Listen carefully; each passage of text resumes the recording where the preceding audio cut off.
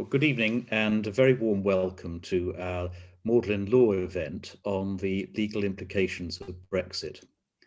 The panel that we have for you this evening is comprised of two extremely good experts on this subject. We have, first of all, Julia Prummer, who took the LLM at Magdalene last year. She's, I'm afraid, one of that generation who missed out on graduation and the May Week parties, but we hope to put that right at some stage. And she won the Essay Prize, awarded every other year by the United Kingdom Association for European Law, for her essay on Article 50, the provision in the Treaty on the European Union, which Britain invoked when it voted to leave the European Union. She will speak first, and she'll then be followed by Professor Albertina Albors-Llorens, who is Professor of European Union Law at the University of Cambridge Faculty of Law and a Fellow of St John's College. But much more important than that, she did her PhD at Magdalene when I was still a Fellow here and Director of Studies in Law. So I regard her as one of my old pupils, even though I think, Albertina, I never actually talked to you. So that's our panel for this evening. Julia will speak first, then we'll go to Albertina for her comments, and then throw the floor open for questions. Now, questions. The best way to do that is to use the Q&A facility. If you take the mouse on your computer down to the toolbar at the bottom of the screen, you will see a button labeled Q&A. If you click on that, you can type in your question, and when you hit the return key, the question will then come up, and I, as chair, will see it, and I'll try and ensure that we get through as many questions as possible and that I invite the views of our panelists on them. Could I ask everyone who's not speaking to make sure that their microphone is muted so we don't get background noise? I'm now going to, just a minute, going to mute mine. And Julia, let's hear from you. Well, hello to everyone from my living room in Vienna. I'm sitting here in Austria. And thank you for the very kind introduction. I feel truly honored to have been invited to join this discussion today. That being said, I'm truly honored, and I was equally worried, to be frank, because after almost 5 years since the Brexit referendum, this is actually how much time has passed, which I think is crazy. I believe that a lot of people are tired of talking about it now. There's an overwhelming amount of information on Brexit out there, sometimes also conflicting, and which is worst for me today, doing a presentation about it. Everybody, quite understandably, has a very strong opinion on it too, including myself. So actually, the essay competition that I won has given me the wonderful opportunity to take a step back and look at the single legal basis that withdrawal is based on in the EU treaties, which is Article 50 of the Treaty on European Union. And the beauty of it, I believe, is that whether you favored a hard Brexit, a soft Brexit, or no Brexit at all, a better drafted, more comprehensive withdrawal provision in the EU treaty could have facilitated this process. At least this is the conclusion that I drew in an essay, where I also pointed out that many of the legal implications of Brexit are actually inherent in the Article 50 provision and have been there all along. So actually, when I looked at Article 50, I went much further than Brexit and the Brexit referendum. I looked back almost 20 years to the European Convention on the Future of Europe, which was the body that was meant to draft the constitutional treaty of the European Union that in the end failed in 2004. But it also, this was the first moment that entering a withdrawal clause was considered in the context of the European Union. Already then, the UK, and even more specifically, this very university, had a decisive influence on this withdrawal clause, because the British contribution at the European Convention was actually based on the so-called Cambridge draft that was put together by Sir Alan Dashwood and other constitutional law professors at Cambridge. What it foresaw was a state, or what we call a state-centered withdrawal clause, with a unilateral and immediate right to leave the European Union, no further questions asked, so there was no need to give reasons. Of course, as you might imagine, as is mostly the case in the European Union and between the member states, not everyone agreed with this draft, and the other side, led by the European Commission, put forward a union-centered approach to withdrawal, which was conditional, foresaw withdrawal that couldn't be executed immediately, and might not even have been unilateral. So the exact wording of it was that a member state may apply to withdraw. So the wording, an application, sort of implies that it could be rejected. Of course, it wasn't specified further. So this conflicting situation between the state-centered and the union-centered approach ended up making a compromise on the provision during the drafting process. And I believe this conflict and compromise situation was ultimately transposed into what is Article 50 today, namely the first possibility to leave the European Union under its own legal rules. Article 50 foresees a unilateral right, and it's substantially unconditional, but a member state cannot leave immediately, and it's not an automatic right. So before a member state can leave the European Union, it at least needs to negotiate a withdrawal agreement, whether this is achieved in the end or not. And now I'll try to discuss or show you the implications that this compromise had during Brexit. So in the famous Whiteman decision of the European Court of Justice that I'm going to talk about in a second, the European Court of Justice, or ECJ, actually identified two objectives of Article 50. The first one is to enshrine a sovereign right of withdrawal of each individual member state. And the second one is to make sure that withdrawal happens orderly. So the sovereign right of withdrawal is actually enshrined in the first paragraph of Article 50. And it foresees that any member state may decide to withdraw from the Union in accordance with its own constitutional requirements.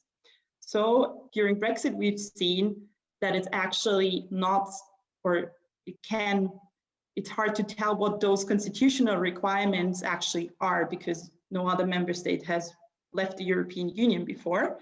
So this kept the UK courts busy in the cases of Schindler and Miller, that were concerned with the identification of the constitutional requirements. Now, I'm not an expert on UK constitutional law, so I'm now going to focus on the second objective of Article 50 TEU, which is the orderly withdrawal of a member state. So the question is, how can you ensure an orderly withdrawal of the European Union, from the European Union, sorry. So you can do it either procedurally or substantially. It's quite clear that Article 50 foresees the withdrawal procedure. But as the ECJ's judgment in Whiteman has shown, which I've already talked about before, I believe that it fails to do so comprehensively. the case of Whiteman was concerned with the question whether the notification of the intention to withdraw from the European Union can be revoked and how this can be done. Of course, the beans have already been spilled on this point, and the Court of Justice actually held that the notification can unilaterally be revoked until either the withdrawal agreement enters into force or if no withdrawal agreement is concluded after two years after the notification, unless the European Council prolongs this period unanimously together, like if the withdrawing member state actually asks for a prolongation of this period. If you ask me, well, this judgment has been criticized a lot, and rightly so, I believe. In my opinion, it could have also gone completely the other way, namely with the court finding that it's not possible to actually withdraw the notification. Of course, it raised good points in favor of the possibility of revocation, namely that one of the main objectives of the EU treaties is to establish an ever closer union. And if this notification cannot unilaterally be revoked by the withdrawing member state, this would equate to forcing it out of the European Union.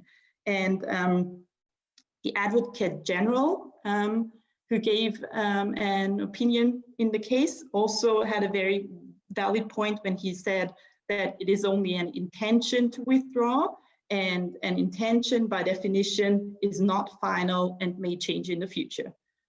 What he missed, I believe, is that Article 50 also says that the treaties shall cease to apply with the entry into force of the withdrawal agreement or after the 2-year period. So it uses binding language. So this could have equally gone the other way.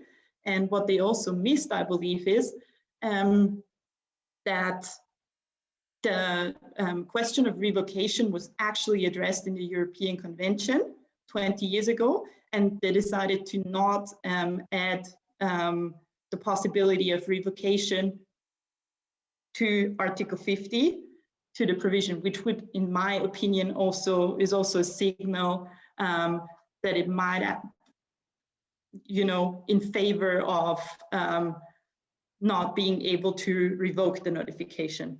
Anyways, we know now that it can be revoked. It provided the UK with a third option, apart from a hard Brexit and a soft Brexit, namely the option to stay. I leave it up to you to decide whether this has made things easier. I believe that it only caused more confusion and split Parliament even further on the question, but this is how the court has decided. So while I believe that Article 50 failed to comprehensively set out the procedure for withdrawal, it is completely silent on substantive issues, even the most fundamental and, in my understanding, obvious ones.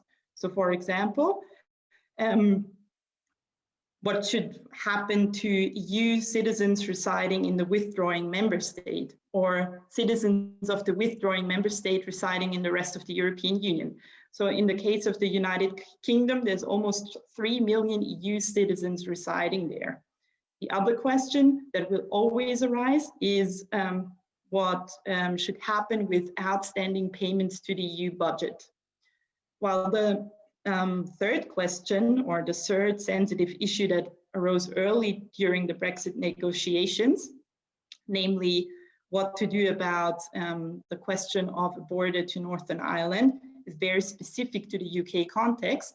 The first two, namely the citizen rights and the financial settlement, will actually arise in any withdrawal setting. So I do not see why this hasn't been addressed from the start with. Also because these questions are nothing new. There's international treaties that have pay your bills before you leave provisions. For example, the Constitution of the International Labour Organization has such a provision, or also the Food and Agricultural Association of the United Nations. The question on citizens has also been discussed, on citizens' rights has also been discussed, excuse me, at the European Convention 20 years ago, but again, wasn't added to the provision. Well, the consequence of these questions not being mentioned, especially citizen rights, sorry, one second, can obviously not lead to a lower protection standard applying when it comes to citizens. So this already brings me to my last point, which is the effect of Article 50. As I tried to show you, it leaves many questions unanswered and a lot of room for interpretation. So this lack of procedural comprehensiveness and the silence on substantive issues, in my opinion, concentrates a lot of power with the EU institutions, which have to compensate this lack of clarity and guidance it provides. And during the Brexit process, they developed a lot of soft law tools to sort of close this gap. So this was one consequence. Whether you find whether it's good or not, I simply, my conclusion is it was simply necessary. On the other hand, internally, within the European Union, it was believed before Article 50 was added to the treaties that it would actually in the future be conceived as an invitation to leave the European Union and that it would all fall apart. Whereas I think it has now shown that it has actually led to more solidarity within the European Union. So whereas the member states do not seem to agree on much lately, especially on migration and unfortunately also on questions of rule of law, they showed surprising solidarity during the Brexit negotiations, and for most of the period were able to speak with one voice. Externally, I think the Brexit process has shown just how hard and how difficult it is to leave the European Union, and how much struggle it involves. Well, that's all from me. Thank you for your attention. Julia, thank you very much. That's for a most interesting presentation. And we've already got one rather fascinating question, which is, did Article 50 make withdrawal more or less easy than it was before 2009? Or put another way, how, if at all, could a member state have withdrawn before the Lisbon Treaty? Perhaps you'd like to think about that while we hear from Albertina, and we'll come back to it in the end of Albertina's presentation. Albertina, would you like to take the floor? Thank you very much. Good evening, ladies and gentlemen. I'm delighted to, so to speak, return to Magdalene, even if it's on a virtual form. And I'm delighted to follow from Julia's excellent presentation on her winning essay. She has demonstrated very convincingly that right from the beginning, the Brexit process has raised a number of very intricate legal issues. In particular, she has shown how at the very first step in the use of Article 50 of the treaty, that provision had failed to address a number of crucial legal questions connected with the right of a member state to withdraw from the European Union. In my presentation, I will try to show how now that the UK has left the European Union, and following the conclusion of the Trade and Cooperation Agreement at the end of December 2020, this legal complexity is set to continue and to affect laws as they are applied at domestic level in the UK, but also to affect how EU law is applied in the remaining 27 member states. I thought that rather than providing a very general overview, it might be more helpful to pick one specific area of law to illustrate some of the challenges and some of the opportunities that the future may present. I thought I would use competition law, which is one of the key areas of European Union competence, and a system that has coexisted with the domestic systems of competition law. Just to provide a little bit of background, both at EU level and at national level, competition law covers three main types of anti-competitive behavior: anti-competitive agreements, such as agreements to fix prices, cartels, or to share markets; abusive behavior by dominant companies, like aggressive price cutting with the intention of driving competitors out of the market; and anti-competitive mergers. At EU level, the prohibitions on anti-competitive agreements and abuses of dominant position are set out in the Treaty on the Functioning of the European Union, in Articles 101 and 102 of the treaty, respectively. The EU system of merger control is set out separately in the EU merger regulation, which has one very important characteristic. It operates a system of one-stop shop control, which means that the European Commission has exclusive jurisdiction to investigate mergers that transcend national frontiers and that have the potential to substantially lessen competition in the EU. At UK level, chapters 1 and 2 of the UK Competition Act contain prohibitions on anti-competitive agreements and abuses of dominant position. These prohibitions are almost identical to the ones that we find at EU level in Articles 101 and 102. The main difference lies in the fact that the EU prohibitions apply where trade is affected between the member states, whereas the UK prohibitions apply when there is an effect on trade in the UK. The UK system of merger control is dealt with by the Enterprise Act and presents some distinguishing features from the EU system. Until the 1st of January 2021, these two systems of law coexisted, and the UK main competition enforcement authority, the Competition and Markets Authority, had the power to enforce both Articles 101 and 102 and the domestic rules on competition for practices that affected trade in the UK and in the EU. The similarity between the rules, coupled with the fact that the UK Competition Act imposes an obligation on UK authorities and courts to interpret national competition law in the light of the case law of the Court of Justice of the European Union, ensured until now a consistent and harmonious interpretation of the two sets of rules, and minimize the possibility of conflict, offering legal certainty to undertakings. So what happens now? The Trade and Cooperation Agreement covers a number of areas. It covers trade, it covers services, visas, all kinds of things, but is underpinned by a set of provisions to ensure what we call a level playing field. That is to say, to ensure that trade not only is free, but is also fair and sustainable.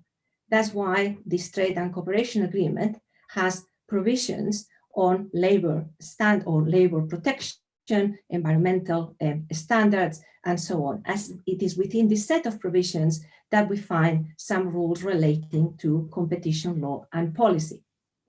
In relation to competition law, and despite the fact that the EU wanted a very detailed set of rules, the Trade and Cooperation Agreement has effectively left the UK and the EU to maintain their own effective systems of competition law.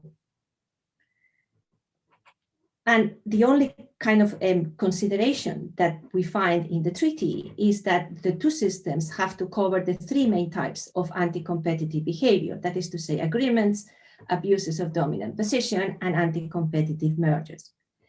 So in other words, after years of concurrent and consistent interpretation of the rules, the UK and the EU will now enforce their own systems of competition in their respective territories and will entrust the enforcement to operationally independent authorities. So what are the legal implications, the challenges, the opportunities that arise in this area of law? Let's look first at the challenges and the implications.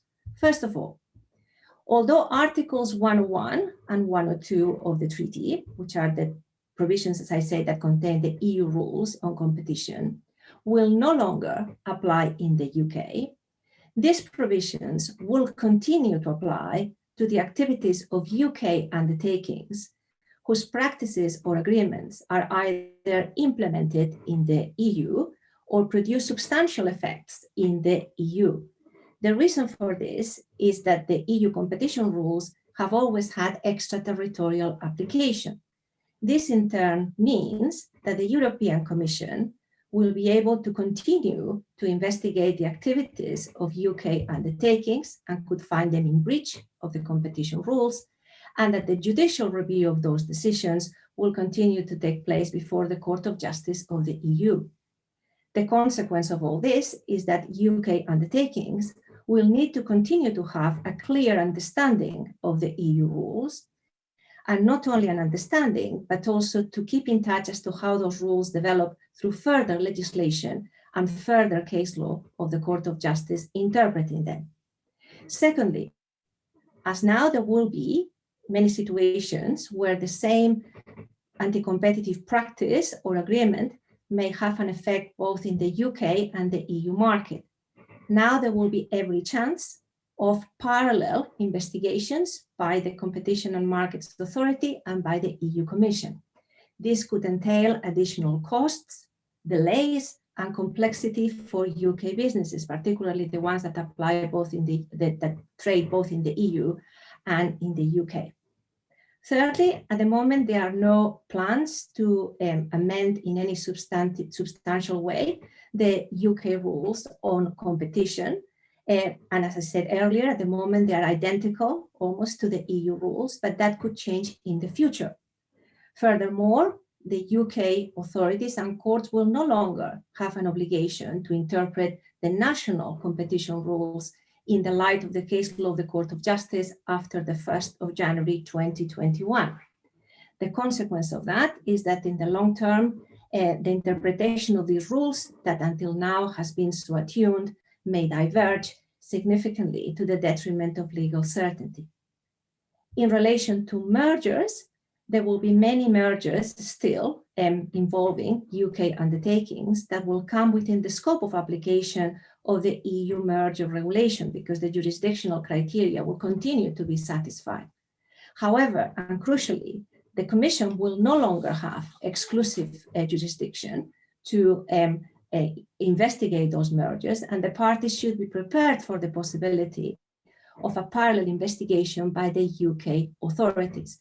And that again could lead to complexity since the two regimes have different timescales, they have different approaches on remedies and so on. And finally, the Competition and Markets Authority will no longer be part of the European Competition Network, which provides a framework of cooperation for the European Commission and the national competition authorities in the investigation of practices that are cross borders and that have a restrictive effect on competition. The Trade and Cooperation Agreement foresees the possibility of cooperation in the future, but of course, at this time, that is still uncertain. So those are mainly the challenges, the implications, but I also wanted to cover another point, and that is that the Brexit or the new Brexit landscape also offers the possibility of significant opportunities. So let's look at some of those. So first of all, the first thing that comes to mind is the fact that traditionally, certain areas of the case law of the Court of Justice of the European Union in the interpretation of the competition rules has attracted a great deal, or have attracted a great deal of criticism. This has happened, for example, in situations where the Court of Justice has had to strike a balance between competing objectives when interpreting the rules. So, for example, striking a balance between upholding the single market ideal of the treaty, which the competition rules have to serve, and upholding the criteria of economic efficiency that should guide the application and interpretation of the competition rules. In some areas of the case law, like price discrimination and vertical restraints, the court sometimes has decided in favor of market integration, and that has attracted a considerable amount of criticism. Now, the CMA will be freed from this single market imperative and may have the possibility of taking a fresh look at certain areas of the case law and decide on the direction that they would like those areas of the case law to take. Secondly, despite all the complexities to which I referred earlier on about the existence of the problems of having parallel investigations, the truth is that the CMA now will be able to take a look and to investigate some of the big merger cases or the big cartel cases that before were just the preserve of the European Commission. And that offers significant opportunities for the UK Enforcement Authority, which is widely regarded as one of the most respected and leading enforcement competition authorities in the world. And finally, what will be the effect of Brexit in this area of law in relation to the development of EU competition law as opposed to domestic competition law? Well, ever since the UK joined the European Union, then the European Economic Community, the UK has played a hugely influential role in the development of EU competition law and policy. For example, it is widely understood that the growing importance given to the rights of the defense in competition investigations came directly as a result of the influence of common law principles.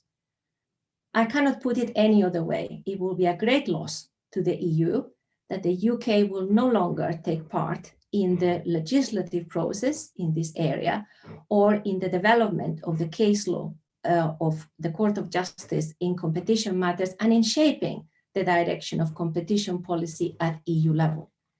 Secondly, some of the seminal cases in the history of EU competition law have come as a result of preliminary references from British courts, cases like Courage, where the Court of Justice recognized an EU-wide right to damages for victims of anti-competitive behavior, came through a reference from an English court and led to very important legislative initiatives, such as the adoption of the Antitrust Damages Directive.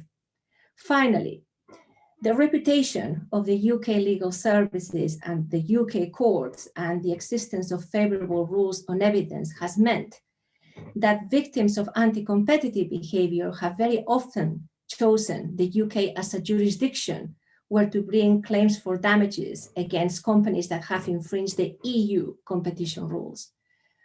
Following or after the 1st of January 2021, decisions of the European Commission finding a breach of those rules will no longer be binding on the UK courts, and that may throw all this into a kind of much more uncertain future. So to conclude, I have tried to use an example from one area of law to illustrate the point that the legal implications of Brexit are many and far-reaching, and that they operate in both directions, in the direction of domestic law and in the direction of EU law. I am sure that this will be the case for many other areas covered until now by EU law. Whatever view is taken on Brexit, this is the future now, a future that offers significant challenges, but also some important opportunities. Thank you very much.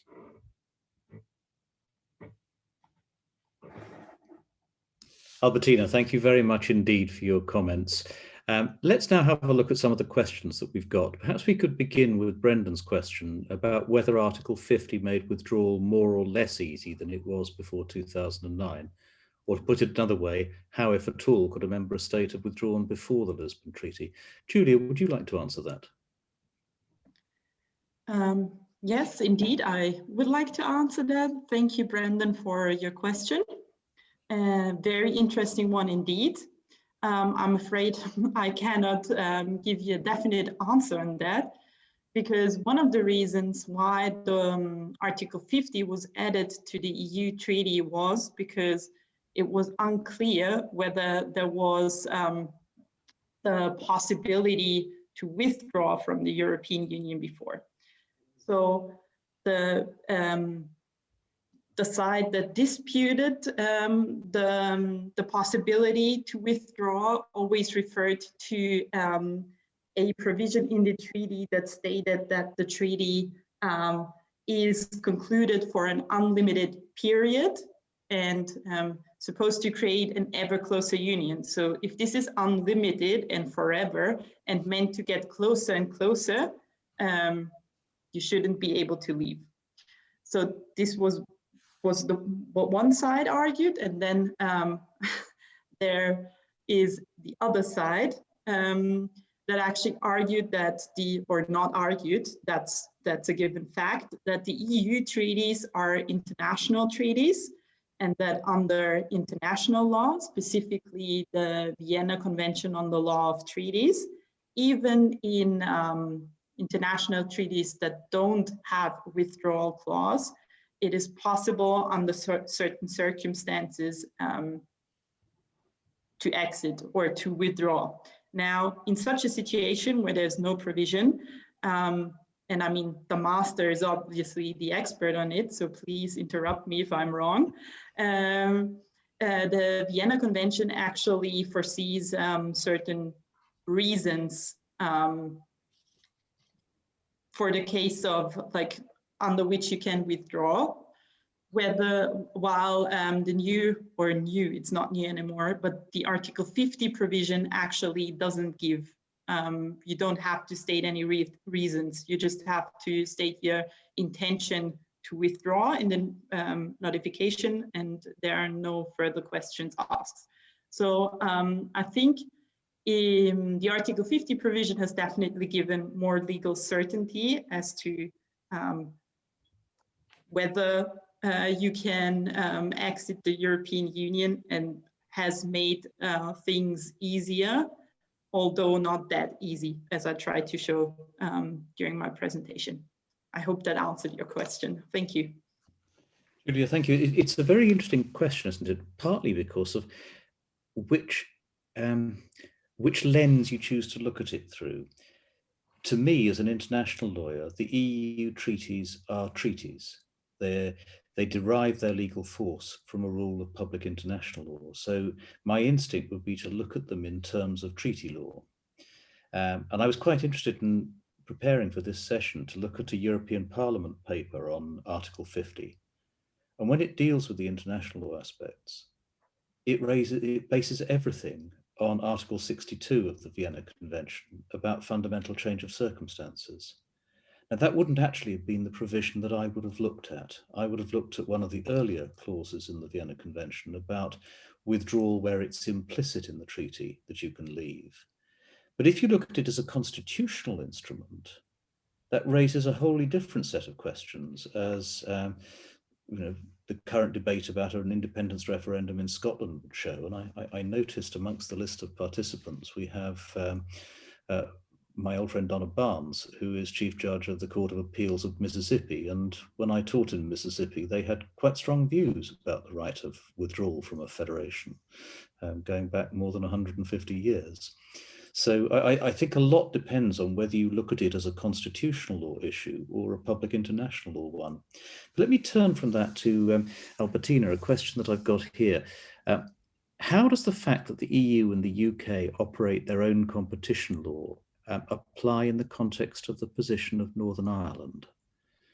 Okay, thank you very much. It's a very interesting question. And I think in relation to the position of Northern Ireland, what the protocol provides, the protocol that has been negotiated, is that Northern Ireland is in this very special position where they have the right to participate in the single market, but only in relation to goods, that is to say, in relation to the application of Article 30 and Article 34 of the treaty. So there is nothing, and that's another thing, in the trade and cooperation agreement that would cover that situation. It remains to be seen, because in principle, it would seem to me that in all other respects, Northern Ireland is part of the UK with the same kind of regime, and therefore the same UK competition rules are going to apply. But I think that may raise some interesting questions in the future as to whether the fact that there is a single market in goods, that the Northern Ireland is that in that special situation, that may have an implication also on how the system of competition is interpreted, because the single market imperative will rule there, but it won't in relation to goods at least, but it won't in the rest of the UK. Thank you, Albertina.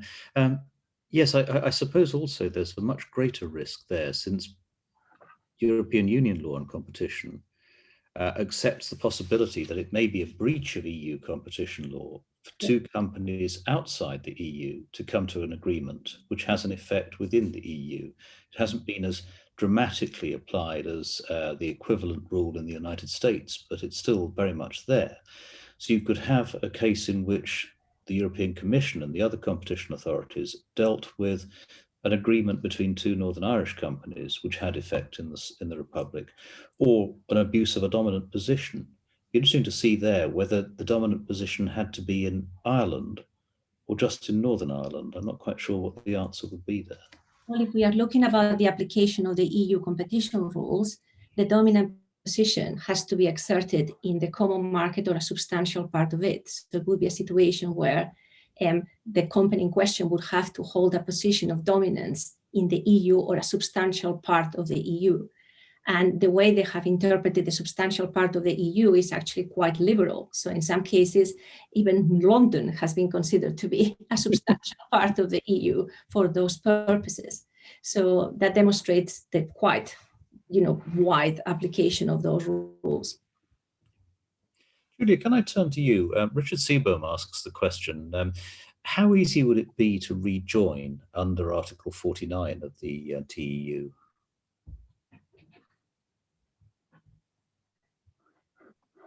Well, thank you for the question. That's actually quite interesting, because one would think that accession and withdrawal actually mirror each other, the procedures, but they don't, because the accession procedure is, in order to accede to the European Union, you conclude an international agreement with all of its member states. So not with the EU in its own right, but it's an international multilateral treaty between the member states and the acceding states. Well, luckily, how easy is it? It's been done quite a few times in the past. So there's a lot of practice and soft law and kind of procedure behind that. But you would, of course, have to run through the whole process again, which would be easier for the UK, well, especially in this moment, because you would start from a position of perfect alignment when you're acceding to the European Union. But of course, some of the benefits you had in the past. So I can name the rebate from the EU budget, or keeping the pound as a currency would of course not be open to negotiation again if you re-accede to the European Union. So this is the one side. You'd face all 27 member states as negotiating partners, whereas when you withdraw and you leave from the European Union, the withdrawal agreement is an agreement between the European Union and the withdrawing member state. So you only have one negotiating partner, which also makes things easier in some instances. I think that's... So in essence, the point is that if Britain wished to rejoin, it would be a brand new candidacy. it couldn't just assume that it could go back into the position it had hitherto. Albertina, I've got two questions from David Bloom about the Lugano Convention, which I hope you might be able to help us with. He says that while Britain has expressed its wish to join the Lugano Convention in its own right, the EU has not yet expressed a view, and it wasn't covered in the withdrawal agreement. So what is your view on the likelihood and timing of the EU agreeing to Britain acceding? And if they do, would they expect the 3-month period before accession becomes effective to be truncated? I cannot claim to be an expert at all on the Lugano Convention, but I really don't know, what the position would be from the point of view of the EU on whether they will agree or not. I mean, this is a position that affects other kind of agreements that the UK was part by being a member of the EU. So I'm afraid I cannot give any kind of prediction as to whether the European Union will agree or not. I don't see why not, but really there's nothing that is guaranteed there. No, I think that's right. I think it would be a mistake to assume that anything is guaranteed just at the moment. Julia, Peter Graham makes the point that Greenland withdrew from the European Union in 1985, or from the EEC as it then was, following a referendum. To what extent was this a precedent for the withdrawal of the UK? Heard that question debated quite a number of times. Yes, exactly, and thank you for the question. It's very interesting. I'd say it was no precedent at all because Greenland was actually not a member of the European Union in its own right. I believe it's an autonomous territory of Denmark.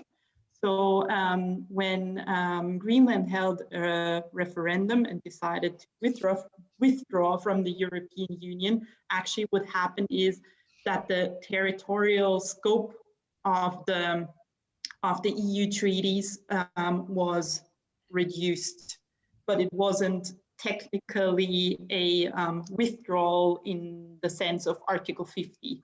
So I wouldn't say it is actually a precedent from the perspective of EU and also from international law, or would you disagree, Sir Greenwood? No, I wouldn't disagree at all. I think it's a different situation because, as you say, Greenland's not a state in its own right. It's a dependent territory or an autonomous territory of Denmark. But there's an interesting question here, which again, I'd like you to comment on, Julia, from Alistair Mills. When Article 50 was drafted and agreed, did the parties think that it would ever actually be used? And that's a question you addressed directly in your essay. Yes, in fact, I do.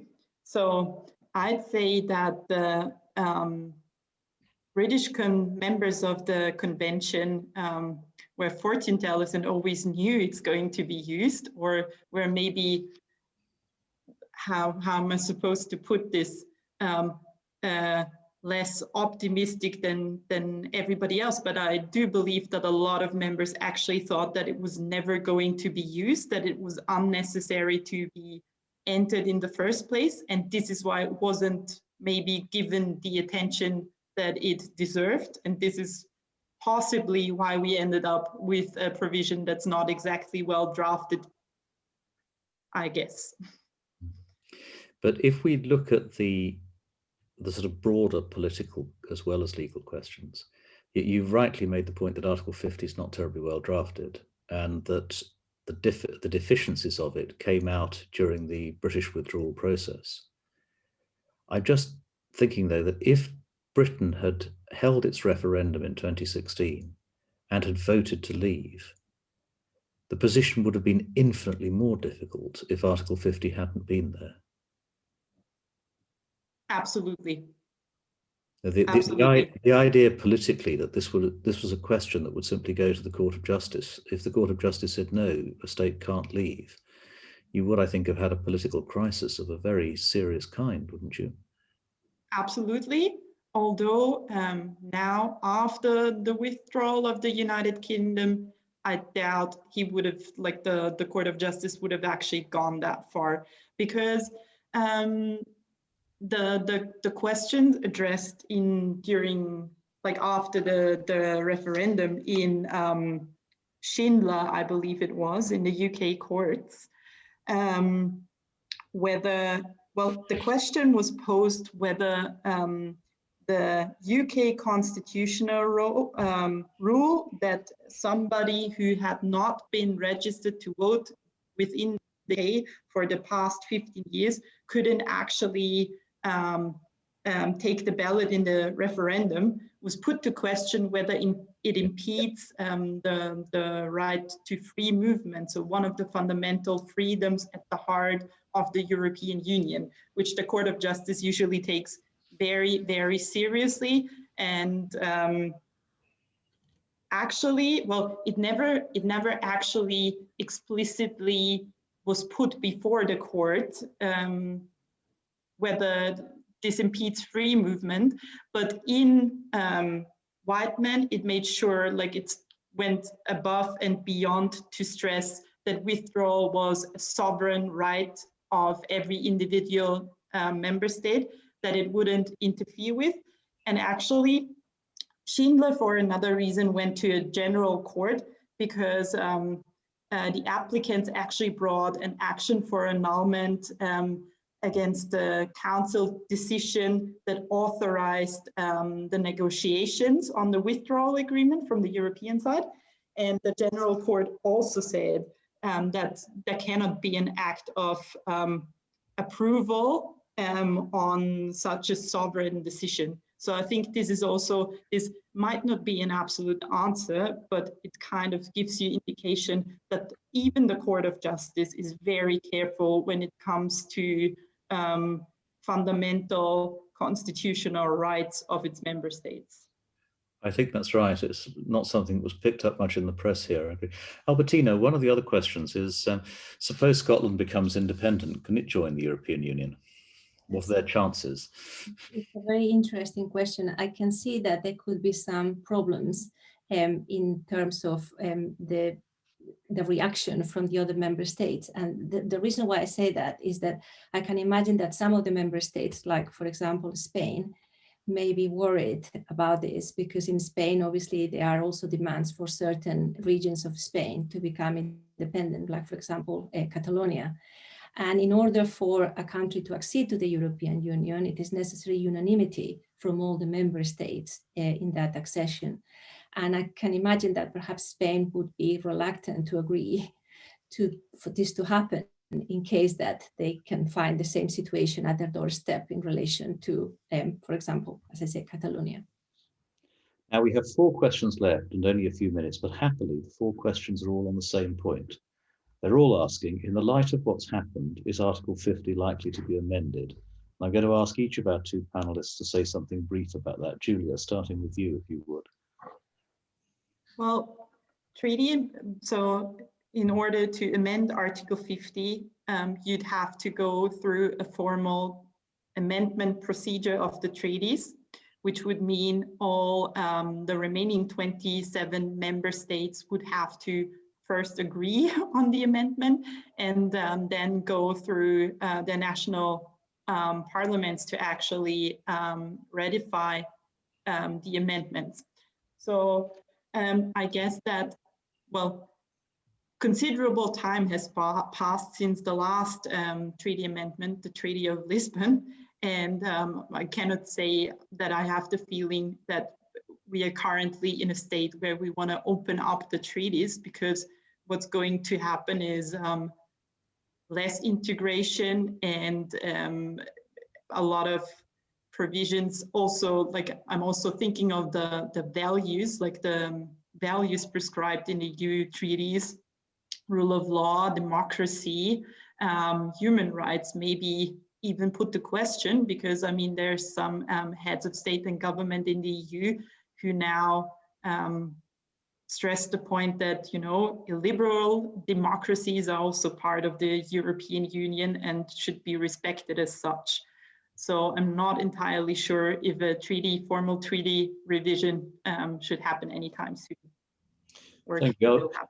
Albertina, do you have a thought about this? Well, I think I agree entirely with Julia. I think she has demonstrated very clearly that there were a number of very important unanswered questions in relation to Article 50. But I totally agree that I don't think, given the recent turmoil, which on top of that follow the crisis of the Eurozone, that there is any kind of appetite for treaty reform. And in order to amend the text of Article 50, that's what would have to happen. And more importantly, the remaining member states will have to agree on the wording of that. So I totally agree with her position on that. Yes, I have to say I take the same view. I think that for the next 10 or 20 years, every PhD student writing about the Constitution of the European Union will criticize the text of Article 50 and say that it needs to be amended. And every politician will roll their eyes and think it would be much better if we leave this well alone. I've got one last question, which if I may, I'm going to hog for myself. The UK government has so far refused to accord the EU's ambassador to the UK the same status as an ambassador of a sovereign state. Is this position justified as a matter of law? I think as a matter of international law, the law doesn't deal with it. Those who represent an international organization in a state are usually accorded immunity, but they don't have to be accorded the same immunity that an ambassador of a state would be accorded. So it's very much a question of how you see the European Union. I would expect this matter to be resolved by agreement at some stage fairly soon. Well, can I thank you all for taking part, for a very interesting set of questions. Thank our two panelists, Julia Prummer and Albertina Albors-Llorens, for giving up their time to come and talk to us this evening. It's been a very stimulating debate indeed. And I hope that this will be the first of many Magdalene virtual law events, but even more, I hope that it won't be long before we can have a law event in the college and give me the chance to see you all. At the moment, I've met hardly anyone since I became master, and it's something I very much regret. Whether I'll recognize anybody if I see them without a mask is another matter altogether. So thank you all very much, and my thanks also to Emma, Sarah and Corinne, our alumni team, for having put this evening together and having seen to all the technical side so that I didn't have to worry about that and could concentrate on the substance instead. My thanks to you all, and we'll call the meeting to a close at that point. Thank you.